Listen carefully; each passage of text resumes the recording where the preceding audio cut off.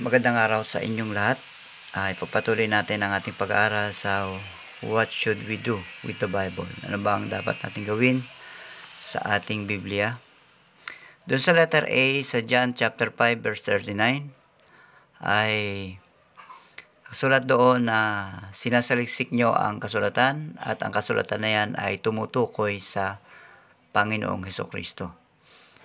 Yan ay nung kausap ng Panginoong Hesus ang mga eskriba at pariseo, sabi niya, tumutukoy sa akin yan. At pinag-aaralan nyo yan. Ibig sabihin, yung ginagamit natin ng scripture para makilala natin ang Panginoong Hesukristo. Kung gagamitin natin ang scripture o ang Biblia sa ibang paraan, ay maaring mali na ang paraan ng ating paggamit. Ang paggamit ng Biblia ay para makilala ang Panginoong Hesus. Sa letter B, ang letter B ay makikita natin na ang pag-aaral ng Biblia para maunawaan natin na meron tayong tinatawag na sabi ito, study to show thyself approved unto God, para makita natin ang ating sarili na karapat-dapat sa Diyos. Yan. Ang Biblia ay masasabi natin na pinag-aaralan natin upang maging karapat-dapat tayo sa Diyos. Yun ang isa sa mga purpose ng pag-aaral ng Biblia. Doon sa 2 Timothy chapter 2 verse 15, ang James chapter 1 verse 22. Ano naman ang dahilan kung bakit nag-aaral tayo ng Biblia? Sabi sa letter C, ang pag-aaral ng Biblia ay para gawin natin yung salita ng Diyos. Ibig sabihin, gusto mong malaman ang salita ng Diyos, ang Biblia, para gawin mo. Kasi ang illustration dyan ni James, para kang tumingin sa salamin, tapos ay nakalimutan mo na kung hindi mo siya gagawin. Alam mo, nanalamin ka, tapos nakita mo na mayroong uling sa iyong muka, ay hindi mo naman ninalis yung uling. Ibig sabihin, pag-alis mo sa bahay, ay may uling, may dumi yung mukha mo. Pero kaya ka nag-aaral ng Biblia para kung may mga bagay na dapat alisin, ay maalis mo. Yun ang ibig sabihin sa James chapter 1 verse 22 sa letter C.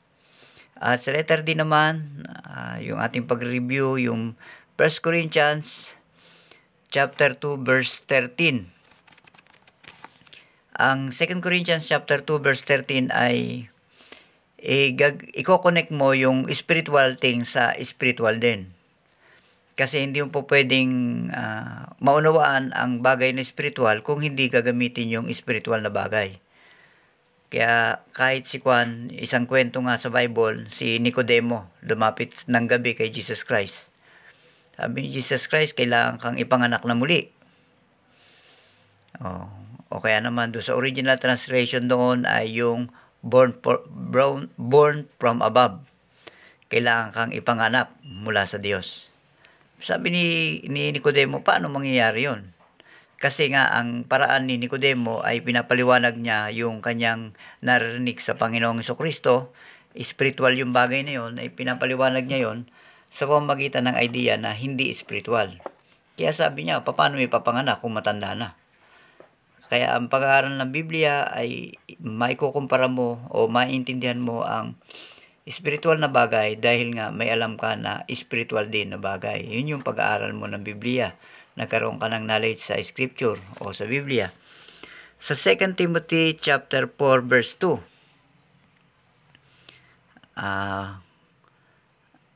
pinag-aralan natin to nung isang linggo. Tingnan natin kung ano. 2 Timothy chapter 4 verse 2. Sabi ito, preach the word instant season out of season. Reprove, rebuke with all long suffering and doctrine. Yan. Ang pag-aaral ng Biblia, kung ikaw ay nag-aaral ng Biblia, meron kang maituturo. Meron kang maipipreach. Dahil yun ang ginagamit na pang-rebuke. Sa lahat ng panahon, pwede mong gamitin ang Biblia na pangturo. Hindi katulad ng mathematics, Saan mo ba magagamit ang mathematics? Sa mga tao na nagkukwenta, sa mga taong nagninegosyo. Oh. Pero ang Biblia, magagamit mo ba sa mga taong nagkukwenta o nagninegosyo? Oo, magagamit mo. Dahil ang mga negosyo o anuman ang pagpapala na meron ka ay galing yan sa Diyos. Oh, katulad naman sa science. Magagamit mo rin ba ang Biblia sa science? Oo rin, dahil ang mga bagay sa mundong ito ay ang Diyos ang lumikha. Ang karunungan ay mula sa Diyos. Kaya magagamit mo ang Biblia sa lahat ng panahon at sa lahat ng bagay. Kaya dito sa 2 Timothy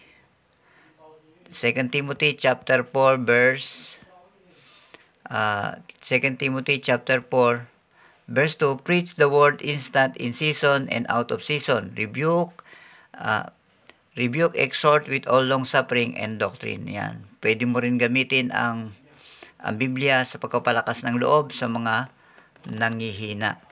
Doon sa mga mali, pwede mong itama yon. Yan ang Biblia kung saan natin nagagamit. Nandito na tayo sa letter. Yung review natin, andito na tayo sa letter F. Psalms chapter 1 verse 2 at saka Joshua chapter 1 verse 8. Ang Biblia ay magagamit mo sa tinatawag na meditation. Pag ikaw magme-meditate, mayroon kang iisipin na bagay para kumbaga magbigay sa iyo ng encouragement o kaya naman magkaroon ka ng tinatawag na prinsipyo sa buhay. Kung ano ang maging gagawin mong prinsipyo sa buhay, pwede mong gamitin ang Biblia. Ngayon, dumako na tayo sa pag-aaral natin ngayon. G at saka F. Dito sa ibaba, meron tayo ditong reading assignment. Ang reading assignment natin dito ay yung Psalms 119 verse 24. Yan. Psalms 119.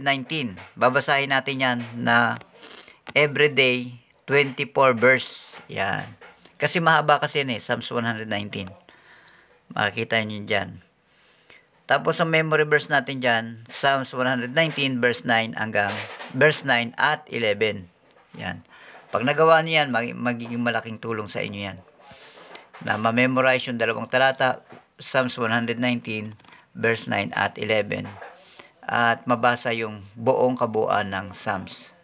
Everyday 24 verses. Yan. Okay, dumako na tayo sa ating pag-aaral sa Colossians chapter 3 verse 16. Ano ba ang Colossians chapter 3 verse 16? Saan natin magagamit dito ang Biblia? Sabi ito, let the word of Christ dwell in you richly in all wisdom, teaching and admonishing one another in psalms and hymns, spiritual songs, singing grace in your heart for the Lord. Ayan. Ang Biblia, ang sabi ito sa letter G, ay makikita natin na dapat ito ay manirahan sa atin. Dapat ang Biblia o ang salita ng Diyos ay nasa iyo na. Lagi mo na siyang kasama. Inyon. Saan mo nagagamit ang Biblia? Magagamit mo ang Biblia na siya ay maging kasama mo sa buhay. Kaya maging bahagi siya. Gagamitin natin ang Biblia na maging bahagi ng ating buhay. Inyon. Yan ang Colossians chapter 3 verse 16. Ano pa? Yung huli, letter H. Psalms 119 verse 11. Isa ito sa memory verse natin. Psalms 119 verse 11. Sabi ito, thy word have I hid in my heart that I might not sin against thee. Yan. Ang Biblia ay ginagamit natin para hindi tayo magkasala sa Diyos. Hindi tayo magkamali sa Diyos. So, sa pag-aaral natin dati, malalaman mo yung mali dahil nga may alam ka sa salita ng Diyos. Yun. Kaya kung titingnan mo, dyan natin nagagamit ang Biblia. Tapos na tayo sa lesson na to. Napaka-importante na ang Biblia ay magamit natin. Kasi kung hindi natin to gagamitin, ang Biblia ay magiging isang ordinaryong libro lamang na inaalabok. Nagkakaroon ng mga alpog dyan sa tabihan. Yan ang Biblia.